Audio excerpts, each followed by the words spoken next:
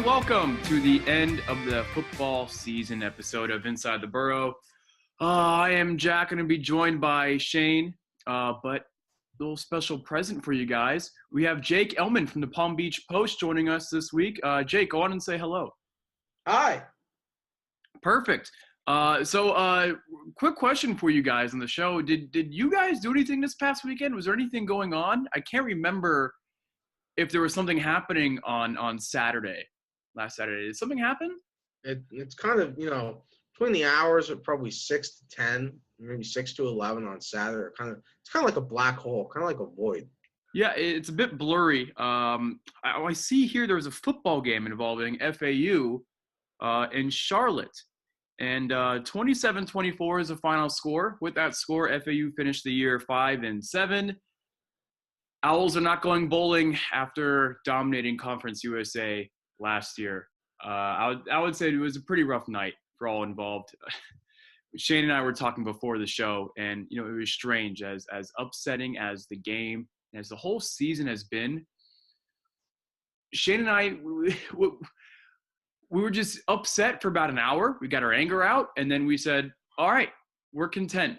This is what this team deserves because the team wasn't good enough to go bowling.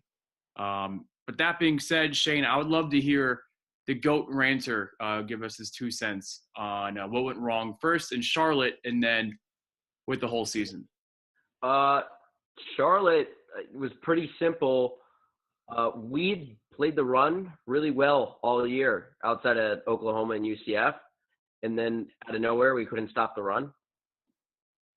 I didn't get it. I mean, Charlotte, they are not a talented football team. They did not look like D1 players out there, but they didn't make mistakes. They were pretty fundamental. And I'd say it's the most athletic quarterback we've played in conference, but man. That's saying something. Yeah. If Hassan Klue is the most athletic quarterback, I mean, he can move, don't get me wrong, but if he's the most athletic quarterback we've seen in Conference USA football this year, my God. Yeah, right. He's probably. I mean, Mason Fine. No. Most athletic. You definitely. love Mason Fine, man. Come on, let it out. Show Mason Fine how much you love. It's okay. Mason Fine is a great quarterback, but I agree with Shane here. What Saturday was, and we've kind of seen, and we really had seen it lately because you think back to the North Texas game, and all of a sudden, they played a run well in the first half. I think they only had 2 or 3 rushing yards North Texas. And then in the fourth quarter, DeAndre Torrey breaks off a 92-yard run, and it's like, wait, what just happened? So then you go into this week, and you're thinking, well, hopefully that's not going to happen again. And okay, 92 yards didn't happen. But Charlotte, they just ran all over FAU. Benny LeMay. I don't even think the North Texas thing, that was just one kind of play. This was that 12-play drive, just kind of like almost felt like we were playing Navy there for a couple drives. The game was just a microcosm for the season. They start fast, first play of the game. They look bigger and more athletic. They get out there and, they take a lead. They even went into halftime, putting some points on the board and make it a key stop. So we really even had that all year. They come out the second half and couldn't get the offense going. I mean, until they put DeAndre in. But to me, the game was lost when we had a chance to go up 28-10 and Chris Robinson missed Durant, and I don't know what it looked like on TV, but Durant was 3 yards ahead of that receiver. And I know he dove and got his hands on it, but yeah, Robinson didn't even need to. Maybe it was one of those situations he was so wide open. I mean, that corner had no shot. That would have made it a 3-score game, and I think Charlotte kind of would have changed its game plan and maybe had to put the ball in the air more, which definitely was not a favor for them. And we just let them hang around. And yep. And I mean, well, Durant dove. He went all out for that ball. But I want to say, let's say if that ball was a bit closer to him, would he have caught it? Because these wide receivers have been so inconsistent, especially in the second half of the season.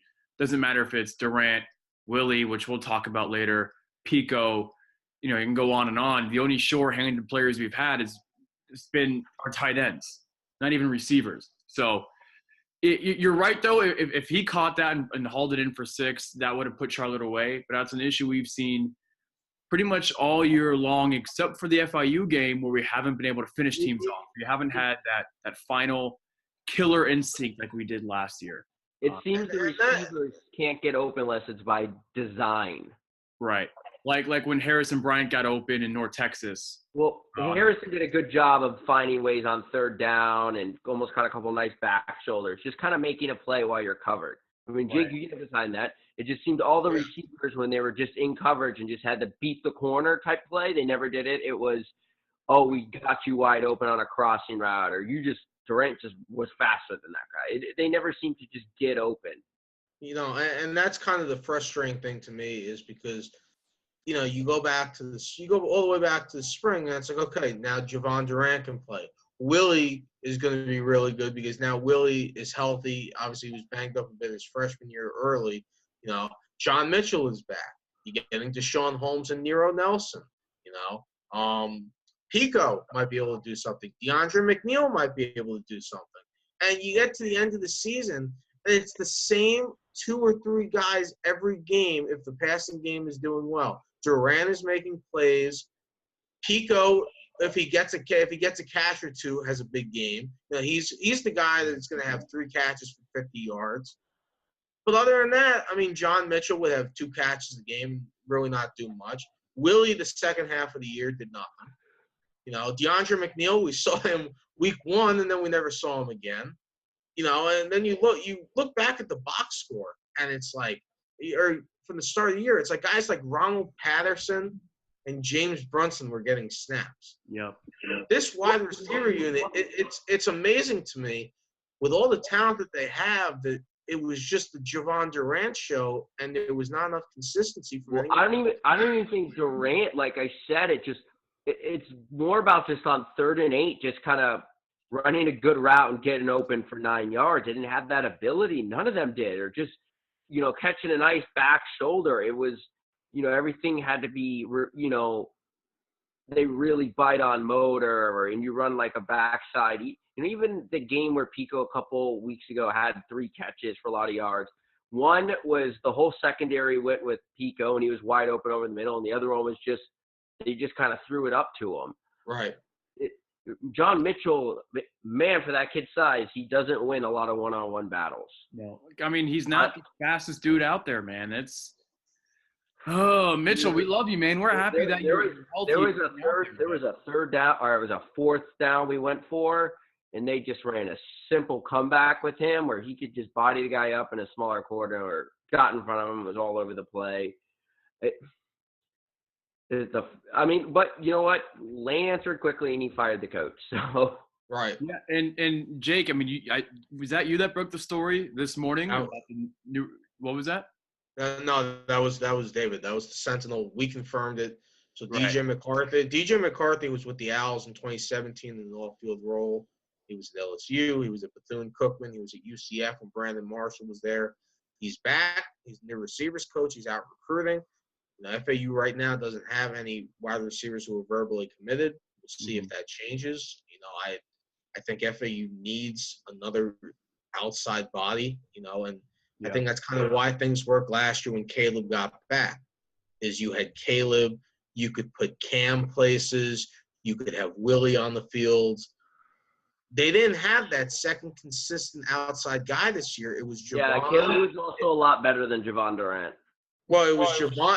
It was Javon. It was Willie, and then it was, you know, you put everybody's names in a hat, and it's okay. Caleb.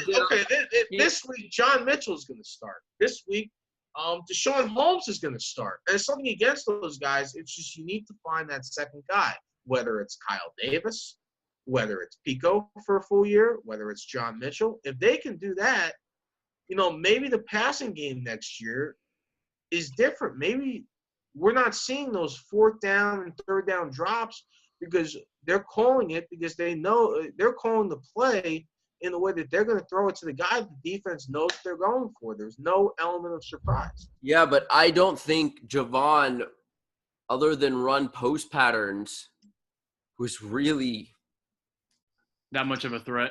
Yeah, Caleb Woods did a lot of other things at receiver really well. Quick Caleb in routes, was quick comeback. handed. He could really get up. He can jump. He was Yeah. a big guy, and he became a huge target if you threw it behind him or something like that. Yeah. So I mean, think back to the touchdown they had last year against La Tech on the trick play. It's yeah, like Caleb had the speed, he had the size, and he had the intelligence on the field. And it's nothing against these other guys. I'm not saying that they don't have the smarts. It's just Caleb. If Caleb played all of last year, he could have been. I think he would have been drafted. I thought he could have been drafted even with him playing half the year because he was so dangerous that second half. Right. And he had a good body work from the previous 2 years. And we've mentioned this I think on last week's episode. If we had that secondary threat, you think that would be able to help Willie? And we can use this to segue. Do you think Willie was okay to play the second half of the season, or at least after FIU, after that big hit he had? I mean, you never want to say he didn't look right because that leads into a whole nother conversation. But I think when you watch it, and Lane kind of brought this up, Lane said he hasn't been the same since the FIU game. And I think you can see that. I think this year with Willie just as a whole, there really wasn't a role for him. Last year, and we're just going to keep talking about last year at this point, and come the spring, it's going to be 2 years ago. But, they could do all sorts of things with Willie. They could send him out on the jet sweep. They could send him on the street. They could have him run a post, a slant, whatever. This year, it was very jet sweeps and throws to the side once you got into conference play, and teams knew it was coming. I mean, Willie had, I think, 45 catches, but he averaged like 9.9 yards per catch. And that's because he was finishing games with like 4 catches for 10 yards. We didn't see the jet sweeps to him this year, and I don't know if they didn't trust it to block it. They ran one with Kareth White the other day, and kind of we'll talk about Charlie Weiss next, but they didn't go back to that play at all. I thought some of the plays were a little too long developing this year, but I don't know. You're right. It would seem they wouldn't just be consistent with him on those jet sweep plays. 1 week, it seemed like it was Durant getting them, and the next week maybe they go back to Willie, and then they tried other receivers, and it just none of it felt like okay. They were just consistent with it. The only time it really banged was when Kareth White took it 75 yards during the very first play of the Charlotte game. And they didn't run that play afterwards. One more time at Charlotte. Which was surprising, and that's we're going to look back at this year. Like after Saturday's game, I called it an unorthodox collapse, and one of the things in that collapse is the offense. When things were working, they tried to get cute and go away from it. And I don't understand it. Listen, first play of the game, yes, defenses are going to adapt. And if you try to run that same play on the first play of the second drive, yeah, it's probably not going 75 yards. But when the offense was struggling to get something going early in the second half, why not bring back the jet sweep? No, but it worked before, and it's going to and it might be able to catch you off guard. No, but they kept running these long developing stretch zone read plays where the O-line were just getting beat. But as much as we do talk about that, I do think that we talked about this before. The Charlie Weiss criticism is really unfair. I don't think the offense, I brought this stat up. We had 5 conference losses. FAU outgained their opponent in 4 of them, and actually outgained their conference opponent in every game, including the ones we won. And we only were outgained by North Texas by 20 yards. Yeah, 20 yards, 20 or 30 yards. We were the 14th ranked total offense in the country by yards per game. 14th. So it's why I'm not kind of panicking, why I'm not mad. You kind of do the collective thing. We talked about this week. 5 new coaches. They're really young. You combine that with the young quarterback, poor kicking, and the schedule was tougher. Yeah. And then you kind of throw all that together, and I think and the kind of just the disappointment with high expectations. Yeah. That team didn't look very fired up. I mean, against you Charlotte. look at you look at the offense as a whole once you get in the conference play, and you look at the full game statistics. It's like, okay, it's not bad, but then you start really getting into it. And I mean, we've talked about this plenty of times. The second half of games. I mean, against Middle, the offense couldn't do anything, and they wasted a couple opportunities early in the third quarter to put the game away. And then that game happens, and it's like, okay, well, it's not going to happen again. Well, against Marshall, Marshall, give him credit, because that was a road game. FAU had never won there. Chris Robinson had his worst game of the season, and then he got hurt. And then you look at, like, La Tech. I mean, the second half of La Tech was terrible. Yeah. The second half, and this past week, the second half, it got to the point where you're kind of waiting for the shoe the other drop, for the other, whatever, however the phrase goes. I don't know. I don't want to talk. I'm sick and tired of thinking about Saturday, because we're sitting up there, we're sitting in the press box, and it's like, okay, number one, there's a very real chance that FAU might not go bowling, and number two, these are the same problems they've had since Oklahoma. Yeah. And that was kind of my other point. But we talked about it in the Bethune game. They had these issues of slowing down and playing second half, and it's just kind of what they were all year. I don't know what the problem is. I think looking at the stats I just told you, it doesn't seem – they're not getting dominated by everyone. Everything is kind of self-inflicted. Just get back to bases. They were terrible on third and fourth short yardage this year. I mean, they couldn't get 2 yards to save their life. Yeah. I mean, the fake punt teams. I mean, their punting was terrible. Their kicking was terrible. So a lot of those yards within the game, they were -7 on turnovers this year. The defense got better, throughout the year. I think they returned enough talent to be pretty much the same defense, maybe a little better than they were this year. A little better. Wow. I think, but to me, there's a lot of nice. We're losing a lot of guys on defense, but I don't think really outside of Leggett, any of them are really irreplaceable. Yeah. I don't think someone there where it's a drastic talent fall. Atticus Leroy might be in him and Rashad Smith. That's probably your best 2 linebackers in conference next year. I mean, Leroy is someone who's played well. I mean, he had his best game of his FAU career against Charlotte. Yeah, Kiki's going to be really good. And Shane, we've had this conversation. I think they need to find more of a role for Karan Hafiz. I think Karan can be a special player. Just this year, it's one thing if you're going to say, well, we want him to be versatile, kind of like how Herb was. Herb could play corner, he could play nickel. But a lot of those senior guys didn't play. I've been trying to figure out what their safety rotation is all year. I mean, the safety rotation was weird. Every drive they were mixing it up. It was OC and Jalen one drive, and then another drive they went back to Cole Smith or Juwan Brown. Like what? I don't know what they're. And then Hazif, I think they kind of like him in that nickel spot because he's big and he can kind of play spread third linebacker. So with your 2 linebackers, you kind of have a bigger tackling corner. Right. I think they like him there. But he's really good. I mean, your best corner is coming back. Tooley struggled this year, but there's more competition with Deshaun Moss. I think. I think Gilbert was up and down. I think he made a lot of mental errors this year. Yeah, I needed to see more. I needed to see more from Gilbert this year. I'm not saying I thought he was going to be an all-conference guy. I thought he would take a nice jump forward from last year, and then take a bigger jump next year.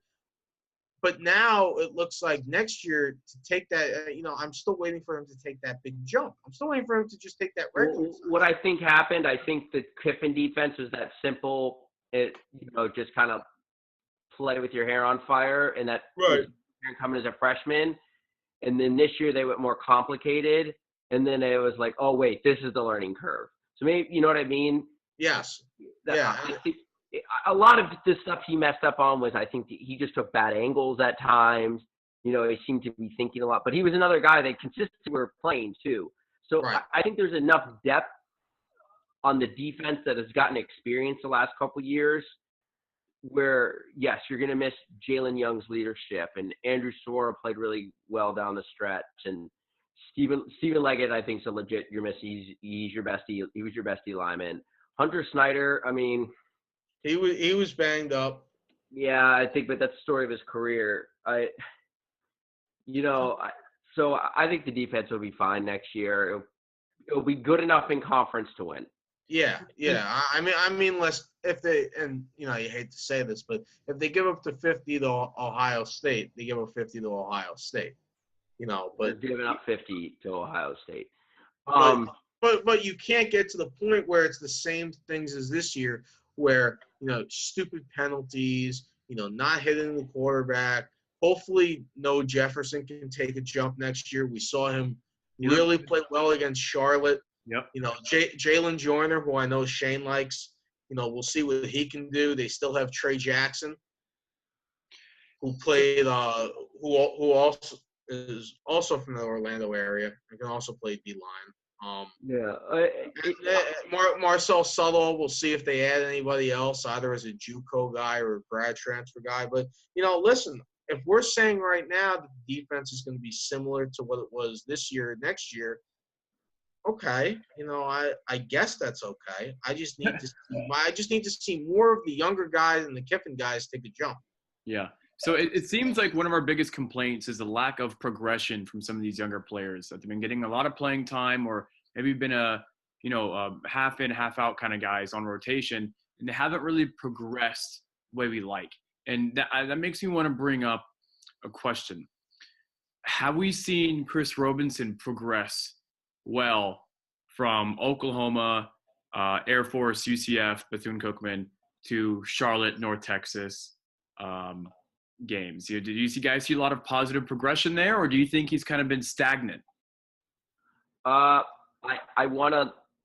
think he's been, if stagnant is 50%, I think he got to 60% through the end of the year. I think he got a little better on third downs, figuring out to throw to Harris and Bryant, kind of scramble, and I think he got better at that. I don't think the receivers helped him a lot. But all year we just kind of saw the same up and down play too. I mean, he was as great as he was against Air Force, and I thought he played a great game against North Texas. It was kind of the same up and down. His last home game, he didn't play very well. I think in a weird way, Charlotte was his worst game. I think Marshall and Oklahoma just had all the bad things, and even UCF. In a weird way, Charlotte was. That's the one you're supposed to dominate. Yeah. See, Jack up. No, I was going to say, because Marshall, we got dominated by field position. We were starting right. That's on him. Half the positions were within the 20, within our own 20-yard line. But that ties his hands, especially when you're on the road. Dante Closart just broke his leg in half. You have all these other receivers going like, "Oh crap, that is terrifying to see." That. My thought is, no, I agree with you to a point. Because my thought is one thing we knew Charlotte had a good run defense, right?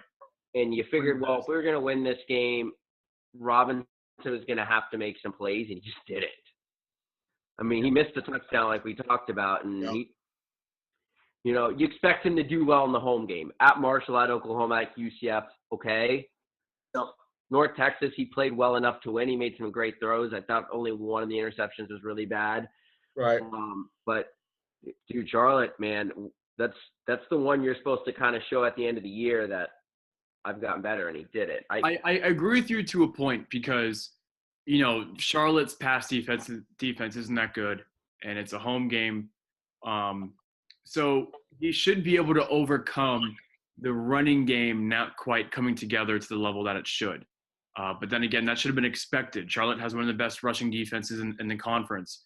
We should have expected Motor and Karras to kind of struggle on the ground a little bit. We weren't able to capitalize on that, whether that's because he just missed a lot of open throws. I didn't think he missed a lot, but he missed a couple. I thought he made some smart decisions. At least how about the smarter decisions than he would make at the middle of the year when he's throwing it away on fourth down. Oh, yeah. But receivers are still dropping the ball. I think it's a mixed bag. I think part of that falls on coaching, game planning, play calling, lack of confidence in the receivers, but then also maybe him trying to do a little bit too much, knowing that we need some big plays in the second half, and he couldn't come through. I thought Chris in the first half on Saturday was one of the best halves he's played all year. And here's why. I think back to the touchdown to John Rain. And you look at the way that the plays ran, where Lane has his hands up as soon as he sees Rain get open. Yeah, I don't know if Chris makes that throw, maybe I think a month ago, Chris, and still now, Chris makes that throw whether there was 8 people there. The play was a design play. It was right. If this read isn't open, get rid of the ball. It was a one read play. That's not the improvement. That play is Lane coming out of his lap, okay? And you're gonna just do one read. No, we were 114th on third downs this year. It's 3rd and 7, and the O-line isn't just gashing holes open this year, and a receiver can't just run a 9-yard route, settle in, turn around, find the soft zone and get open. Like, we didn't have that at all this year. No intermediate passing game.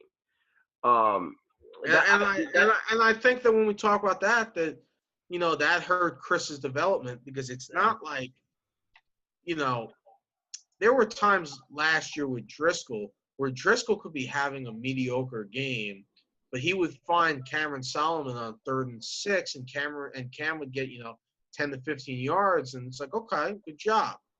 But that was his receivers.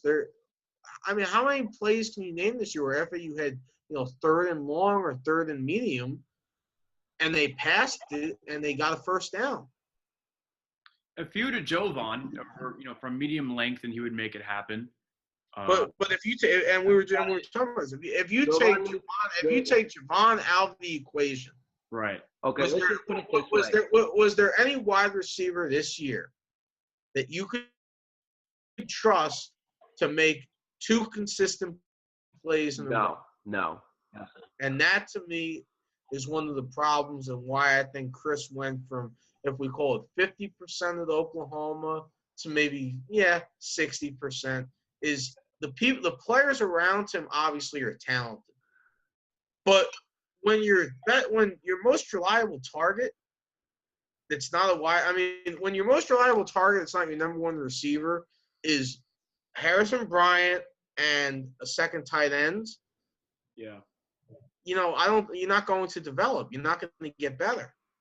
Well, I think throwing to Harrison Bryant will be good for a long time. I agree. And I think Harrison showed this year that he's a future NFL player. Yes, absolutely.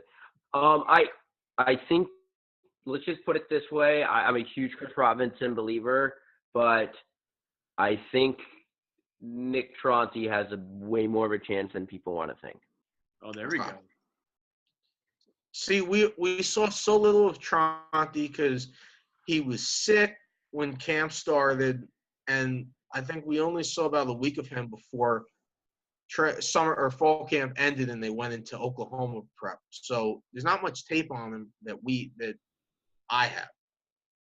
And that's why I'm so interested to see this quarterback battle in the spring. It's not so much it's Chris against the world, or Chris against DeAndre again, or DeAndre Johnson for the 3rd straight year trying to win it at FAU. It's these other pieces. Okay, here's a question. Are all after the spring, are all 4 quarterbacks on the roster?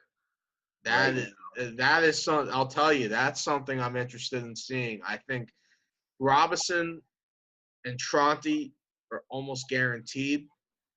I think Tronti is guaranteed just because, if he transfers again, he's going to have to go the JUCO route. But if DeAndre Johnson isn't the clear favorite, or a team, or I don't know when DeAndre graduates. If DeAndre graduates in the spring, and he could potentially play somewhere as a grad transfer in the fall. Okay, so maybe if he graduates at the end of the spring. Yeah. And obviously, I don't want to speculate about transfers. It's just one of those things that, we can say right now, okay, that this is what the battle's going to look like in spring, but there's so many variables. We don't know what it's going to look like in fall, and that to me is kind of interesting because you have Gio Richardson coming in then. Maybe if a grad transfer quarterback comes on the market, does Lane go after him? Why are we measuring our boy Little John here? Yeah, I was just about to say, what happened to Cordell Littlejohn? I mean, he's redshirted this year. I mean, you see him at practice, right? Yep. Yeah. Dude's a baller, man. I love him. I mean, I liked what I saw from him, and obviously, in camp against the 3rd, 14 defense. Right. So there's only so much you can gauge, but that arm with a year of developing under Lane Kiffin. Yep. Listen. It's not. I'll tell you, it's not unrealistic to say right now he could be starting against Ohio State. I mean, nobody had Daniel Parr starting. Nobody had Daniel Parr starting against Navy. I did.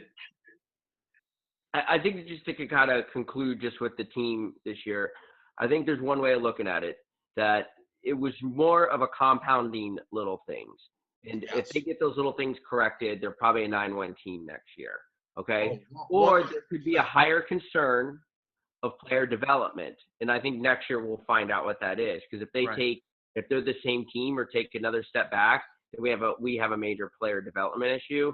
Yep. If they win 9 games, and we know this season was again just, we need to get better in the red zone, clean the turnovers up, and boom, in Conference USA, we back on top. Yeah, and that's something we've been saying, and Jake has been writing about it too. It's just been a lot of little things that haven't been going our way. Well, you outgained your opponent in 7 of 8 conference games. Yeah. So then I want to pose this question to you guys, just for fun, even though we all agree it's a whole bunch of little things. But if you had to pick one thing that cost us the most amount of games, and just in one sentence, what was it and why? Jake, we'll start with you. Third downs. Third downs? Do you want to give it I was going to say 3rd and 4th and short. Yes. All right. I reword mine to sustaining drives. Sustaining drives? Okay. Shane, what do you got? 3rd and 4th and short. And I would just say the running game was either gashing 30-yard holes or back-to-back 1-yard losses. Just the inconsistency in the running game. That ties in perfectly with what I was going to say the biggest issue is. Yeah. I'm going to say lack of player development, whether it's Charlie's guys or Lane's guys, lack of player development on all sides of the ball, and then special teams. So with, player development being an issue in mind, one of the ways we can fix that is via recruiting, bringing in some young studs or some grad transfers that can compete right away. I know, Shane, you love the recruiting trail. Jake, you're already following along with what's going on. Have you guys seen anyone that's verbally committed that can compete right away?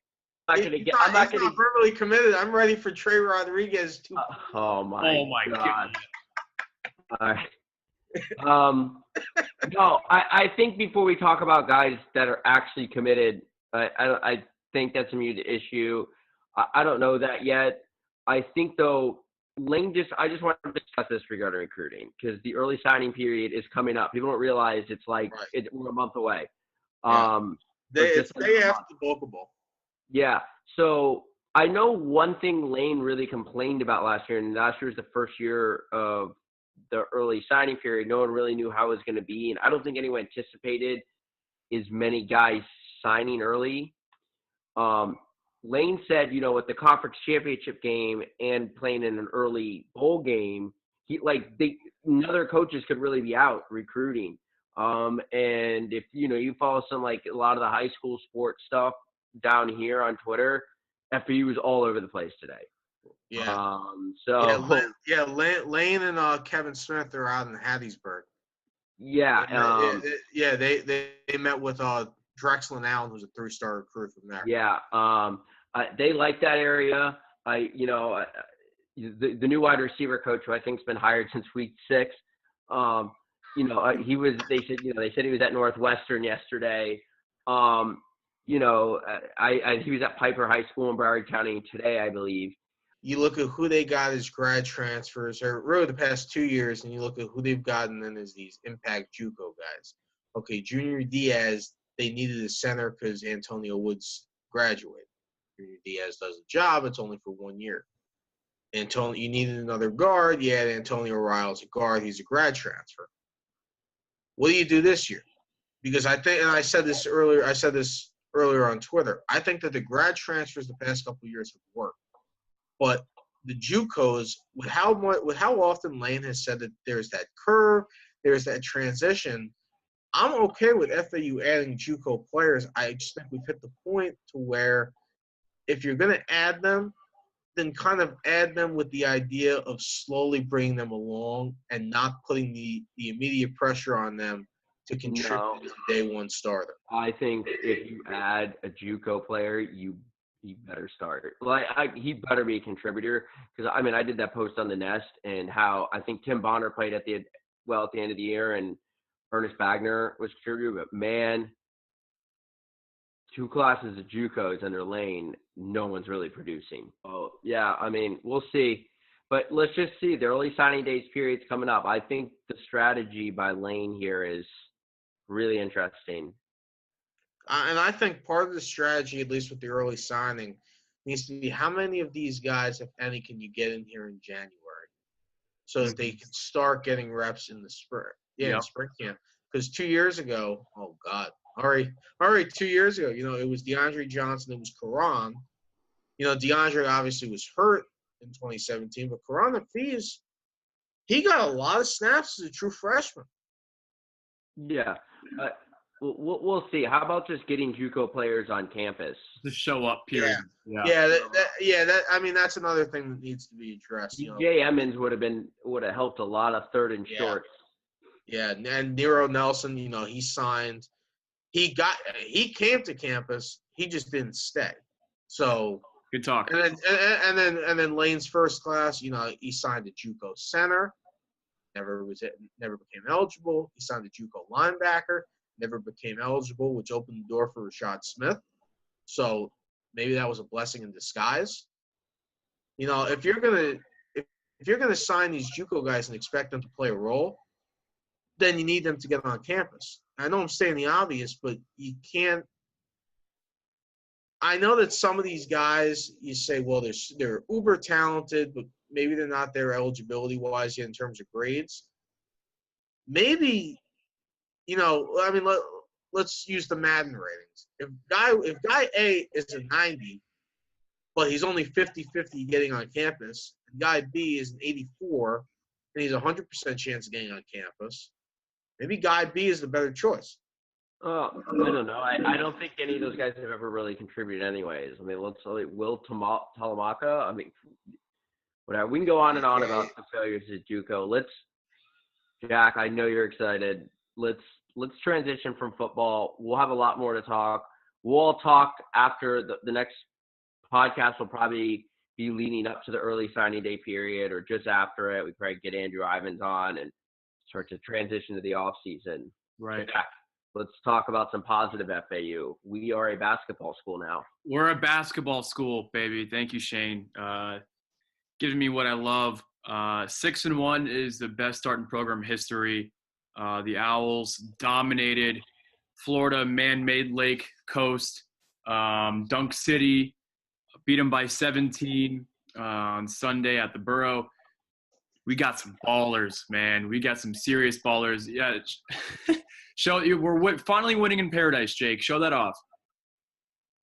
We're a basketball school, baby. We're a basketball school. That's right. So this Lane Kiffin cutout's about to become a Dusty May cutout because he has some serious excitement at the Burrow that we haven't seen since it was Jarvis coaching up Ray Taylor, Alex Tucker, Greg Gant, Pablo, Brett Royster, Corey White was even on the roster, and he was a baller back then. Yeah, it's a good TBT right there. Shavar Richardson. Yeah, Shavar Richardson, dude. He saved us in that bury the Burrow in red game against FIU. What was it, 2011? It was all him, man. That was at 8. It was like 8 points in like 90 seconds. So it was Something ridiculous. And then, Brett Royster hits the layup after Alex Tucker takes the missed FIU free throw up the court, fakes a layup, dishes it out to Royster, who lays it in for the first lead of the game with 2 seconds left. Complete chaos, pandemonium in the Burrow. It was great. If we can just bring some of that magic back at the Burrow, guys, everything will be okay. I promise. Everything will be good. We got a tough one in Daytona coming up on Saturday, I want to say, against Bethune-Cookman. I'm looking right here. ESPN has Bethune-Cookman the chance for them to win at 64%. I don't get that. They won their conference last year, but they're 3-4. And we're a basketball school, okay? If I was a betting man for college basketball, I'm putting my student loan debt on FAU this weekend. Jack, kind of rolling forward here with some of the games we have coming up, what is kind of a next big test? What's like another one where we could see, all right, this is just they're on a hot streak at the beginning of the year, or this is a legit basketball team? I know Miami's at the end of December, but is there another one, Mercer? I know they play Arkansas State. That's going to be kind of be a nice test to see if this is a legit Conference USA team, or we're not going to be able to compete with the La Techs or Middle Tennessees. It's weird. Miami's probably going to be the toughest team we're going to play out of conference, and I don't mean to disrespect Miami. They've had a good defense for years now, some good ballers as well. Game's going to be in Coral Gables on the 22nd of December. That one's going to be tough. I mean, but that's the extent of it, dude. We get Mercer at home. Mercer isn't the same team that shocked Duke in the opening round of March Madness. What was that, 4 years ago? It's not the same team. We're going to go to Jonesboro to play A-State. We all know how much we love, the Red Wolves up in Jonesboro. We play Illinois right after UM. I'm looking at the schedule right now. Illinois isn't the same team as they used to be. So I would have to say the Miami game is going to be the biggest test. Before that, though, it will probably be this game in Daytona. Yeah, I agree. Against Bethune-Cookman, because even though they're 3-4, they did win their conference last year. They're a solid side, and we'll see how this team can play on the road. We saw it in Orlando, we saw it in the Bahamas, but let's see it one more time against the Wildcats, how well this team can compete, especially when it going gets tough. But I mean, they've proved it on the road against UCF, a team that was receiving votes and a team that was expected to win a very good and deep American conference. That when the going gets tough and they're getting blown out by 20 points, that they can fight back. What is the difference this year for those, kind of in basketball? What's the difference? I think it goes to coaching, man. Because I don't think it's the players, because I think Ron Delph is probably one of the best centers in FAU basketball history. Yes. Troutman was one of the best three-point shooters in the nation. Massey, when Massey would get hot, Massey was dangerous. My boy Justin Massey, local kid, loved him. I don't want to say it's the players, even though these guys are some ballers, but we got a system that works. We got a coach that understands Conference USA basketball, recruiting in the state of Florida, and he's just changing the culture at the Burrow. It's something we haven't seen in a while. I don't want to disrespect Michael Curry, because he's a good, really good guy, but the system's just completely different. They're playing so much quicker this year, and I think that was kind of the problem especially the past couple years, where Curry's mindset. He even said this to me.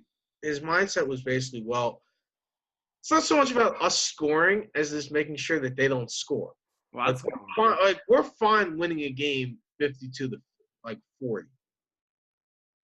The goal is to play better defense this year. Obviously, defense is a big component, but they're doing much more offensively, and they're playing in 2018. I think Curry's Owls sometimes played more as if it was 2000. I was just gonna say, I just think it's a different player every day. It's been stepping up. You know, Yeah. we knew that Jalen Ingram was going to be his team, but we see Stapleton stepping up. We saw Forrest have a couple really good games. Seabury. I'll tell you, I really like Seabury. Yeah, Seabury. Seabury popped off. Anthony Adger, as playing out of the number one, put up 30 and 25 points a couple times. We've been dominating the boards recently. I said at the beginning of the year, I think we're going to get exposed on the paint, on the boards all year long without Delph. So far, I've been wrong, and I'm the first to admit it. I was wrong, and I am giddy that I was wrong about that because these guys, they can shoot. They don't turn over the ball. They still do, but they don't turn it over as much as Curry's teams did. And they can get boards when they miss their shots. You get three of those together. I'm not going to say we're going to win Conference USA, guys, but that's good enough to finish top half, at least. Southern Miss looked good, but they just lost to a D2 team. FIU actually looks good, shockingly. Old Dominion looks solid. Marshall looks solid. Western, Middle, they all look solid. Charlotte looks bad.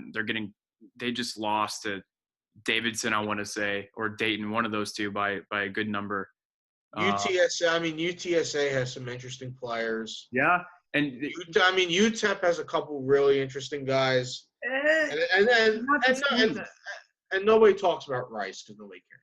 Well, Rice could have been really good if they kept that point guard to transfer to VCU and the center that transferred to UF. They could have been something special over there because they still finished like 5th or 6th in the conference, and those guys bolted, which really sucked. So, it was only a few years ago that Rice was in the Conference USA championship game. Yeah. So, so that's just maybe that's just the way that Rice works. Things come at you quick in Conference USA, man. Things come at you quick. Yep. Like FAU football crashing back down to earth. There you go. Comes full circle, boys. Yeah, I think we've done enough, covered it all. I think, again, Owl fans, the season's disappointing. Yeah. I'm not stressed because I know we have a good football coach. I think Lane is going to figure this out. Like, we kind of go back to basketball or back to football. And, they'll be in the top 3 in recruiting. Yep. In the conference. They'll be fine. I think there'll be a couple of grad transfers. I think there was maybe a little bit of a wake-up call for the team, and I fully expect this team to win 9-10 games next year. Yeah, trust the process. Lane know what he's doing. Player development, we're just going to have to assume it's going to get better. Recruiting, we're going to, like you said, we're going to maintain our position as one of the best recruited teams in the conference.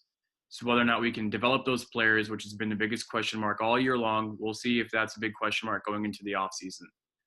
Something we talked about on the Owl's Nest is let's keep Trickett. Let's keep Wilson Love. It's going to be huge for the offseason. And, let's see where we can go from here. And Kevin Smith, of course. Too. Yeah, I was going to say, you got to keep Kevin Smith. Love him. And we actually, when I went up to Norman, we had a little chit-chat. Love him, dude. He's such a funny guy. He actually said that Motor is a much better running back than he was. Motor for Heisman. Didn't quite work out this year, but listen, you know what? Almost had 1,400 rushing yards, 22 rushing touchdowns. Yep. Well, fine year. It's a fine year. I think we'll know in the next coming week. I have a hunch. So next episode we have up, we'll probably know. We'll also know who the next Conference USA champion is. No, I think he takes it through the holidays. I think he's going to maybe work out. I don't know what the date is for players. Yeah, the deadline, I think, is the second week of January. So he has some time. You think he's going to go all the way till then, huh? Yeah. Listen, I haven't heard anything. I agree with Shane. I think it'll be closer to 2019. And I think it will be closer to when this goes up. For those that want to, I think it's a lot of it. An agent's going to tell him, see what other running backs are coming out as juniors. Yeah. So all of a sudden the class gets flooded.